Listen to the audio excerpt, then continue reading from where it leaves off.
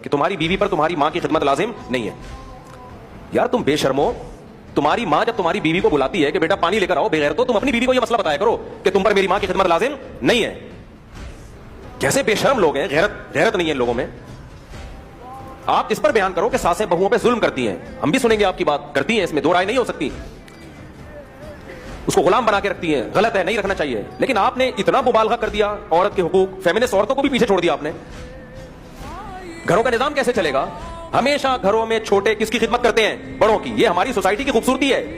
صحابہ میں بھی ایسا ہی ہوتا تھا. یہ کہتے ہیں صحابہ میں اس کی کوئی مثال نہیں ملتی. جابر بن عبداللہ رضی اللہ تعالیٰ عنہ نے نکاح کیا ایک عمر یافتہ عورت سے, صحیح بخاری کی حدیث ہے. نبی صلی اللہ علیہ وسلم نے فرمایا کہ کنواری سے کیوں نہیں کی؟ حضرت جابر نے کیا فرمایا, میری چھوٹی چھوٹی بہنیں ہیں, میں اگر کسی کم عمر لڑکی سے شادی کروں گا تو میری بہنوں کو سنبھالے گی کیسے؟ وہ میری ماں نہیں ہے. میری بہنوں کو کون, وہ تو خود اس کو مجھے سنبھالنا پڑے گا. تو میں نے ذرا میچور خاتون سے شادی کی ہے. اس سے پتہ چلتا ہے کہ نکاح کا ایک مقصد گھر سنبھالنا بھی ہوتا ہے. آپ حضرت جابر کو یہ بتاتے کہ آپ کی بیوی کا کام آپ کی بہنوں کو سنبھالنا نہیں ہے, ایک رکھ کے تھپڑ لگاتے ہو کہ تو اپنی سوسائٹی کو جا کے تباہ کر. ہمارا ایک خوبصورت گلشن ہے, خوبصورت بہار ہے, ریلیشن ہے.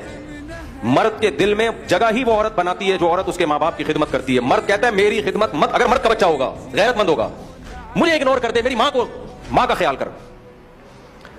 ہر آدمی اسکالر بن کے منجن بیچ رہا ہے.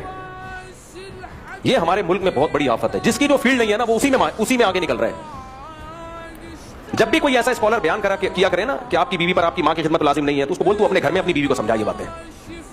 کتنی گھروں میں طلاقیں ہو گئی ہیں اس بیس پہ. چند اسکالرز کے یہ کلپ گئے ہیں, کتنے پھٹے ہوئے ہیں گھروں میں. بیگم صاحبہ بیٹھی ہوئی ہیں ہاتھ پہ ہاتھ رکھے, میرے ذمہ تمہاری ماں کی خدمت لازم نہیں ہے, میرے ذمہ تمہارے باپ کی خدمت لازم نہیں ہے. وہ کہتے تیرے ذمہ ہے کیا, بچے تو پیدا نہیں کر رہی ہے, ایک ہاتھ سے زیادہ وہ نہیں پیدا ہو رہا, تیرے ذمہ ہے کیا؟ پھر